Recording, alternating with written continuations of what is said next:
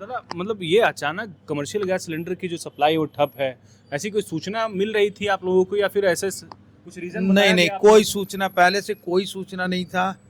और एकदम से 2 दिन पहले से डिस्ट्रीब्यूटर बंद कर दिया देना, क्योंकि बोले हमारे पास कोई सप्लाई नहीं आ रहा है, कमर्शियल हम लोग गैस देना बंद कर दे रहे हैं।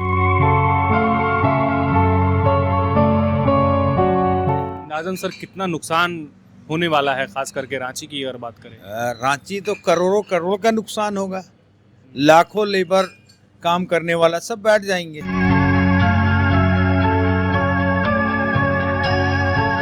कॉल्स भी आ रहे, चूंकि आप बार एंड रेस्टोरेंट के अध्यक्ष हैं एसोसिएशन के, तो आपको तो बाकी जगह से फोन कॉल्स भी आ रहे होंगे। जमशेदपुर, बोकारो, धनबाद, ये सब जगह का बहुत खराब स्थिति है। वहाँ तो कुछ कुछ तो बंद भी हो गया। आज सुबह से जैसे लोग बता रहे हैं कि यहाँ पे बहुत सारा छोटा छोटा जो है वो लोग बंद कर दिए। मिडिल ईस्ट में जारी तनाव की खबरों के बीच भारत में पेट्रोलियम को लेकर के क्राइसिस देखने को मिल रहे हैं। खास करके राजधानी रांची की बात करें तो कमर्शियल गैस की जो सप्लाई है वो पूरी तरह से ठप है और खबर ये आ रही है कि अब होटलें जो हैं बंद होने के कगार पर है। एक से दो दिनों का स्टॉक बचा है और ऐसे में आप समझिए इमरजेंसी सेवाएं खास करके कमर्शियल गैस सिलेंडर को लेकर के होटल संचालक हो चाहे वो अस्पताल के संचालक हो। हमारे साथ रंजन भैया हैं जो बार एंड रेस्टोरेंट एसोसिएशन के अध्यक्ष हैं, हॉटलिप्स के संचालक हैं। रंजन जी, ये तो एक तरह का क्राइसिस आ रहा है कोविड के बाद, जैसे कोविड से उभरे थे आप लोग, फिर उसी दौर में जा रहे हैं, कैसे फिर? अब संभव नहीं लग रहा है कि हम लोग रेस्टोरेंट होटल चला पाएंगे, क्योंकि अब हम लोग के पास एक गैस बैंक होता है जिसमें जो 2-4 गैस सिलेंडर लगा रहता है और 2-4 एक्स्ट्रा रहता है। तो वो गैस बैंक का अपना एक वो ख़त्म हो जाएगा, वो कभी भी ख़त्म हो जाएगा, हम लोग रेस्टोरेंट बंद कर देंगे, फिर कैसे चला पाएंगे? तो ये अनिवार्य सेवा है।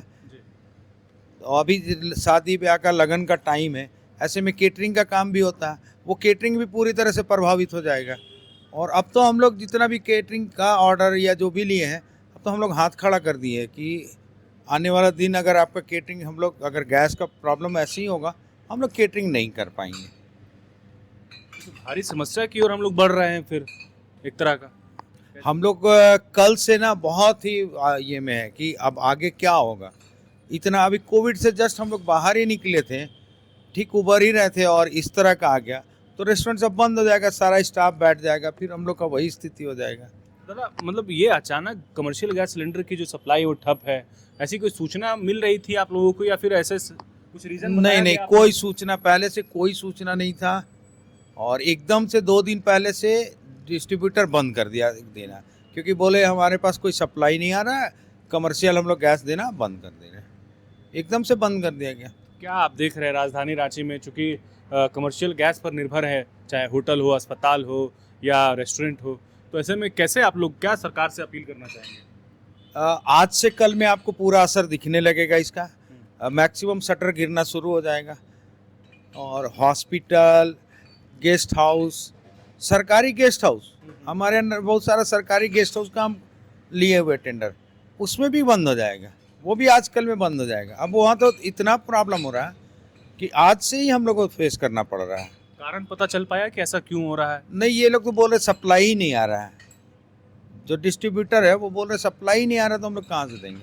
सरकार से यही करेंगे किसी तरह से कोई भी रास्ता निकाल के, ठोस विकल्प निकाल के हम लोग को सप्लाई देने का काम करें। अंदाजन सर कितना नुकसान होने वाला है, खास करके रांची की अगर बात करें?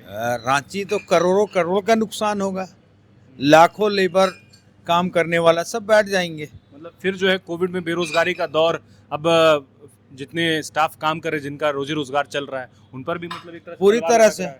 होटल रेस्टोरेंट भी एक इंडस्ट्री में है और ये इंडस्ट्री ही बंद हो जाएगा तो इतना इंडस्ट्री में तो आपको ऐसे ही पता है कि सबसे ज़्यादा कामगार होते हैं। कितने स्टाफ हैं आपके अंडर में और कितने रेस्टोरेंट आप अभी चला रहे हैं? हमारे पास 6 रेस्टोरेंट है ठीक है। और लगभग 300 के आसपास हमारे पास स्टाफ है। 300 स्टाफ, मतलब 300 परिवार का घर चल रहा है। 300 परिवार कहीं ना कहीं से हमसे जुड़े हुए हैं, उससे ज़्यादा जुड़े हैं, तो वो लोग का सबका बंद हो जाएगा।